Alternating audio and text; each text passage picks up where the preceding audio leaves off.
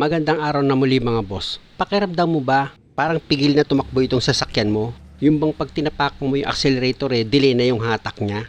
Kung ganito yung sasakyan mo, dito ka muna pumunta sa fuel filter mo. I-check mo muna, pwede barado na yan. Meron ka lang naman dyan bubunutin dalawang socket wire sensor niya dito sa fuel pump assembly, tapos yung dalawang fuel hose tatanggalin mo. Natanggal ko na yung isang fuel hose, Dito naman kasi sa isang fuel hose gumamit ka ng tire dahil matigas yung clamp niyan. At pag natanggal mo na sa pagkakaipit ng clamp itong fuel hose, pwede mo na ngayon yan bunutin. Medyo pihit-pihitin mo lang sa pagtanggal itong fuel hose, di ba? Tanggal na siya. Tsaka mo ngayon dahan-dahan iangat itong fuel pump filter assembly mo. Dahil nabunot mo na yan, mga boss, meron yan lock ring. Ayan yung iikutin ko, mga boss, Luluwagan mo yan lock ring, mga boss, para itong ibabaw niya, itong upper pump niya is mabunot mo.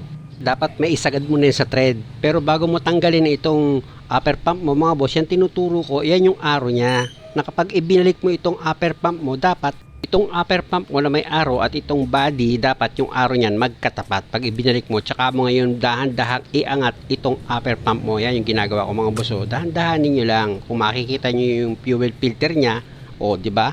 Marumi na talaga siya. Kaya itong sasakyan, parang pigil daw siya tumakbo. Pag ganyan, mga boss, ang kailangan mong gawin dyan, siyempre, papalitan mo na ng bago yan. Huwag kang mag-alala sa pagpalit naman yan, hindi naman yan ganun kamahal. Dahil kung ikaw ang gagawa ng sasakyan mo, fuel filter lang ang bibilin mo. Malaki naman may menus mo, may natutunan ka pa. Hindi ka naman masyado mahirapan sa pagpalit niyan, mga boss. Dahil nga sa kung kayo yung gagawa niyan, naku po, basic na basic lang yan sa inyo. Siyempre naman, mga boss, bago mo ilagay yung bagong fuel filter, linisan mo muna itong fuel pump assembly mo. Ang ibig kong sabihin, itong housing niya. Kita nyo, di ba, malinis na siya. Sa paglinis yan, diesel lang ang pinalinis ko dyan, mga boss. Lagyan nyo lang, tapos kalug-kalugin nyo. Tapos kung may mga dumi-dumi, ulitin nyo lang. Ganun lang ang paglinis dyan. Hindi nyo na kailangan pang pahabain kung paano linisan yan. Gaya ng sinabi ko, lagyan mo lang yan ng diesel, tapos kalug-kalugin mo, malilinis mo yan. Tapos itong o-ring niya, mga boss, siyempre dahil nga sa may bago ka ng fuel filter na bili, itong o-ring niya, kasama naman yun sa bago, isama mo na yan sa papalitan. Kita nyo naman kung paano ko siya tinanggal, di ba? Gayahin nyo lang kung paano ko tinanggal. Pero kung nahirapan kayo, sikwatin nyo na manipis sa flat screw. Ito ngayon yung bagong o-ring niya, mga boss, or itong gasket niya, di ba? Ganun ko lang siya ikinabit. Tapos ito naman yung bagong fuel filter niya. Wala nang guide yan, mga boss, pag nilagay nyo itong fuel filter. Pero dito sa housing niya, meron niyang guide syempre. Gaya ng sinabi ko sa inyo kanina, dito sa upper pump, tinuturo ko, ayan yung arrow niya, di ba? Ayan yung tinuturo ko. Dito naman sa housing niya, ayan yung arrow niya rin. Kaya pag ibinalik mo yan, dapat magkatapat sila. Kumbaga sa magkalinya ang ibig kong sabihin. Pag nailinya mo na yan sila or magkatapat na sila, mga boss, pwede mo na ngayon i-press itong upper pump at itong housing niya. Ang ibig kong sabihin, magkadikit silang ididiin mo para yung o-ring niya is maipit at hindi magkaroon ng leak dito sa fuel pump filter assembly mo. At pag nahihirapan ka sa pag-press na ginagawa mo, pwede mong itukod dyan sa tuhod mo, mga boss. Mas madali, gaya ng ginawa ko, itinukod ko yan sa tuhod ko, tsaka ako idinin itong upper pump para mas pabilis pumasok itong upper pump dito sa housing niya.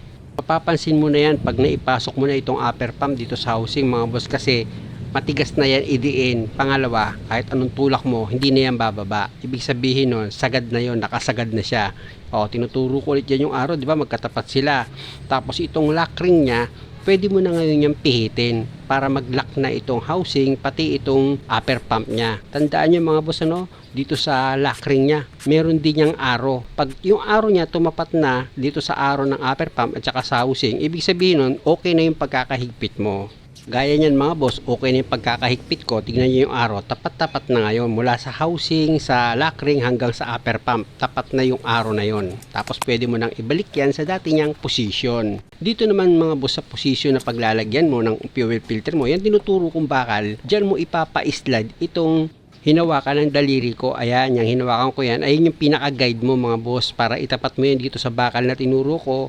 Itatapat mo lang yan dyan. Tsaka mo ngayon ipapa-slide itong fuel filter assembly mo. Basta siguraduhin mo lang nakasentro para hindi ka mahirapan, mga boss. Mapapansin mo na pag okay na itong pagkakalagay mo is maglalak na yan at wala na yung kalog. At pag okay na, pwede mo nang ilagay itong isang fuel hose niya. Yan yung galing sa tangke, mga boss. Ilagay mo na yan. Tsaka mo ngayon ipump itong fuel filter mo para yung hangin dito sa loob ng housing niya is matanggal. Ipapump mo siya ng ipapump, mga boss, hanggang sa yung diesel na lalabas dito is buo na siya at wala na siyang hangin. Ipakita ko sa inyo mga boss na buo na yung diesel na lumalabas dyan, tsaka ako ipapump. O diba? Ayan o, kita nyo, parang gripo na ng tubig. Okay na yan, wala nang hangin yan mga boss pag ganyan. Pwede mo na ngayon ilagay itong isa pang fuel hose. Yan naman yung papunta sa makina. Kung matigas yung clamp dyan, gumamit ka ng plier para maipit mo itong fuel hose nya. At pag okay na yan mga boss, yung isa pang clamp nya dito sa fuel hose, ilagay mo na rin. Tapos yung dalawang socket wire sensor nya dito sa fuel filter, ilagay mo na rin. Yung isa dyan sa ilalim, tapos ito naman mga boss, ayan yung sa ibabaw nya. Pag ganyan mga boss, okay na, di ba? I-pump mo siya ulit, di ba? Mapapansin mo tama yung gawa mo. Pag binomba mo yan, titigas yung pump mo. At kung sa palagay mo okay na, pwede mo na ngayon i-start itong makina.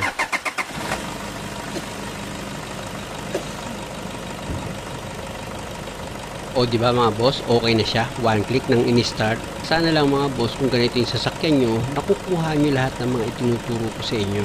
Bagamat di man ako ganun kahusay magturo, pagpasensyahan nyo na kahit papano naman. Nakakuha kayo ng idea. At kung maaari, huwag nyo naman sanang kalimutang mag-subscribe sa channel ko kung okay lang naman sa inyo. Muli mga boss, maraming salamat sa panonood.